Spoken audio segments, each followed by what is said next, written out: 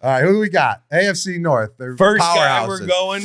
Tough division, tough defenses, and we just owned them all because we're tough players. No, we didn't own them. We Troy battled them, Polamalu. though. It was war. For the Steelers, we're going to go with Troy Polamalu. Greatest hair. Troy Polamalu. Oh, my Tasmanian devil. All right, let's see what what the is what is synopsis I is. got to say? Start the clock. On Troy Polamalu. Troy Polamalu, a 5'10", 200-pound safety, spent his entire NFL career with the Pittsburgh Steelers after being drafted 16th overall in the 2003 NFL Draft. I was born in 1989, so I was 14 years old when he was drafted into the NFL. That's just a cool 14. fun fact out there. So you were probably, 16, 17? Yeah. He was known for his explosive style, nose for the ball, uncanny instincts, and trademark flowing hair. He finished his career with 32 interceptions, 783 tackles, and 3 defensive touchdowns. He was an 8-time Pro Bowler, 2-time Super Bowl champion, and won the NFL Defensive Player of the Year in 2010. Wow. That was my rookie season. Second year. Solidifying his status as one of the most versatile and disruptive safeties in the game. He was named to the Pro Football Hall of Fame in 2020. Well, let me tell you this, Jules. Here's another fun fact. In 2010, when he was all-pro safety and I was a rookie, I scored 3 touchdowns versus that defense. So I scored 3 touchdowns versus an all-pro safety, baby, that year in 2000. No, NFL Defensive Player of the Year in 2010. It necessarily wasn't on him. He wasn't covering me, but still, he was still on the defensive side of the ball. And I forgot he was the Defensive Player of the Year, too, in 2010. Maniac. Love him. The Tasmanian devil. He really is. I mean, I grew up in the Bay Area, so there was a lot of Polynesian people in my communities. Like my high school football team was like probably 60% Polynesian, either Samoan or Tongan or Hawaiian. Anytime there was a Polynesian football player that was a stud in our circles, they were like gods. Like it was when I was real young, it was Junior Seau, and then it became Troy Polamalu, who like he was like the god of all gods for all these dudes. That like he was just a fucking maniac on the field. He was like the nicest dude. He used to hit guys and do little prayers afterwards because he was so nice-souled. I just remember always loving this guy because of all the polys in my neighborhood. Did he ever hit you and then like just kind of like prayed over you, Julian? Has that ever happened? You know, I remember I had to block him a couple times, and I did catch like a ghost route on him once, but then he leveraged me out of bounds. He never blew me up or anything. He was one of those, once again, in that like Cam Chancellor category where he's like a polite competitor. He never really talked shit. He was kind of all about his business, and like that's how I felt when I played against him. Those are the guys you don't want to tick off either. Never. I mean, they're already so good and so fierce playing on the field, but they're also so nice. So imagine you just tick them off. You bring them to that next level where they're not nice anymore. Imagine just their amplifyingness.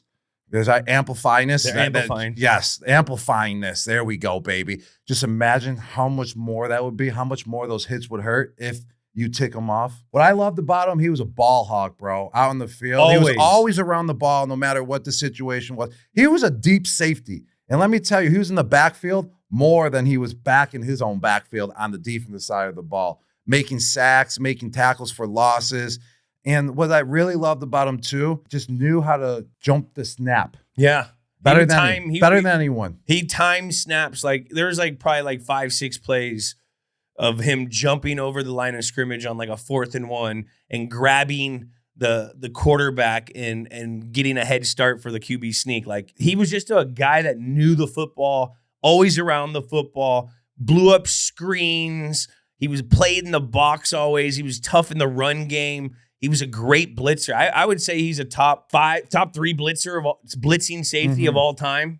Never, rarely missed a tackle. Do you think he could have played receiver because just the way that he was such a ball hawk and the ball skills that he possessed? Probably because he would have been a great slot. He knows coverage, and those guys, he's very instinctive with space in the field. He always made tough catches. Mm-hmm. It's different when the ball is coming to you, but who are the other top blitzers you think? Jamal Adams was a really good blitzer. That a more recent guy who he was vicious, he was strong, he was a bulldozer coming through the middle. He tossed me out the club a few times. Yeah, I saw that.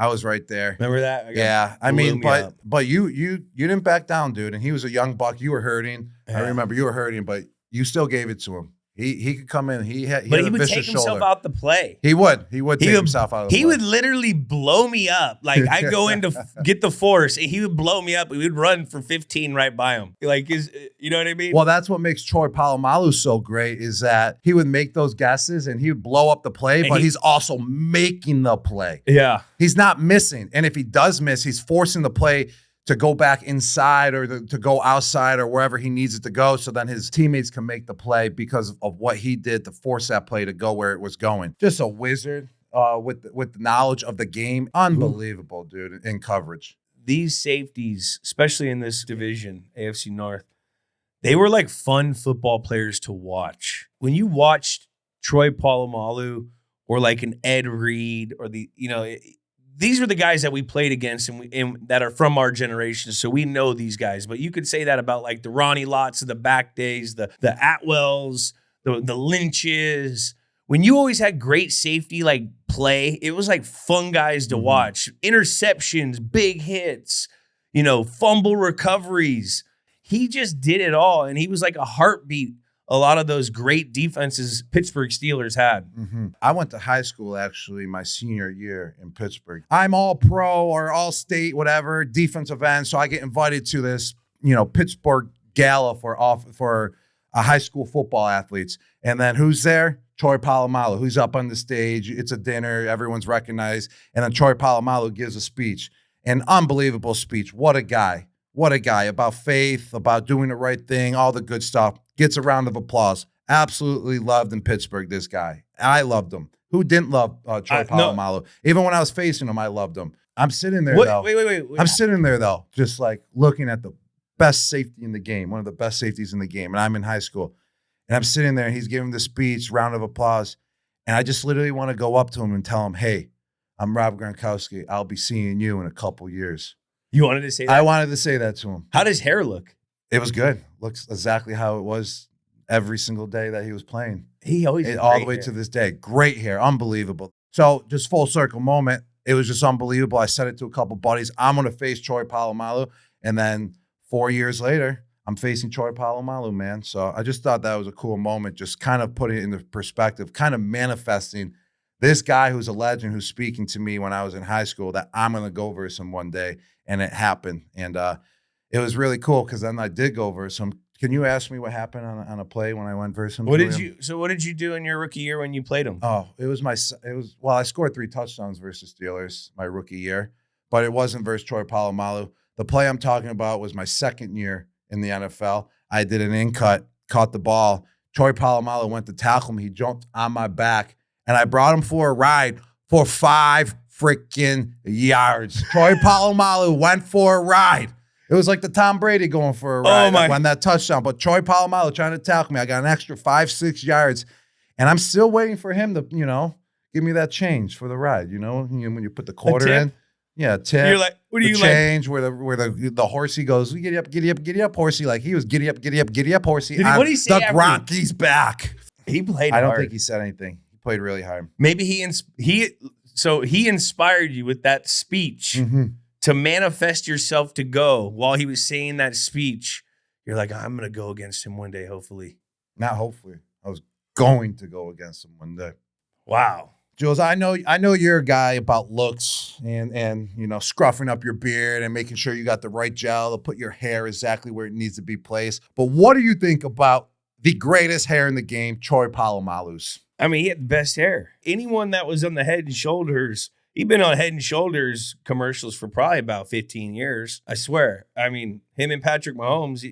But I got another question. Having hair like that, like Troy had hair, does that make you look stronger, faster, and bigger? It makes you look meaner. It does. It makes you look like a fucking warrior, bro. I could just see him doing the goddamn haka when I see that hair coming out the back helmet. And talking about Polynesians as well, and the haka, is it just me? But are all Polynesians just strong as heck right out of the wound? Like they come out, like they don't even have to work out. Like they'll go up. But they do work out. They do, but they don't even have to. And they'll just go up and they'll toss up 400 on the bench press like it's nothing. You can't move Polynesians, man. They're so strong and they're so They got so much base to the ground. Yeah. Like they're attached, like their legs are in the ground, it feels like when you try to block them. Vita Vea, he was fucking just massive, 360 pounds. You can't move that guy. oh my gosh. Yeah, massive. Yeah, no, they're just strong humans. Mm-hmm. When I had Laird Hamilton, when he talked about the Polynesians and stuff, he's Hawaiian and stuff. Like they're just cool people. They're very like traditioned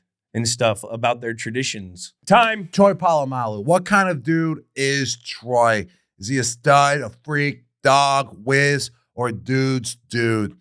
Oh man, he can hit a What do you couple think, of these. Jules? I mean, he's definitely a whiz. I mean, the knowledge of the He's game. also a dog. In order to be in the backfield, basically half of the plays Yeah. and make the plays and be able to time up the snap count and be able to jump the snap count. I mean, you got to know the game to another level. And also to be able to have that coverage that he has, the range in zone was just phenomenal. You got to be smart. Yeah, I agree with you. He's definitely a whiz to me as well. The amount of screen plays that he blew up, just instinctively reading the offensive lineman, like you watch his highlight film, he blew up so many screens, pick screens. He also had great zone coverages, like you said. He just felt like he was everywhere on the field. And that's like very innovative. And he's like just a wizard with how he was around, man. Mm-hmm. I agree. Ready? 1, 2, 3. Whiz, stamp, whiz. Whiz. All right, it's out there. It's in the mailbox. There's a stamp like all over this piece of mail, but it's well known that he's a whiz, okay? Ink stamp. You can't get it off. It's like when it's on your skin, Yeah, you're just under the shower. It's kind of like when you go to the bar. Just washing it off like 50 times. Yeah, you come home and that ink, you're like, I don't want to show my That's mom why I was out. Yeah. And you're just under the sink for 10 minutes. And then you have red marks, and she sees like, "Hey, what were you scrubbing on your It's palm, in or the- what were you scrubbing on top?" Or of is your that a hand? hickey? Yeah. Yeah. Oh, man.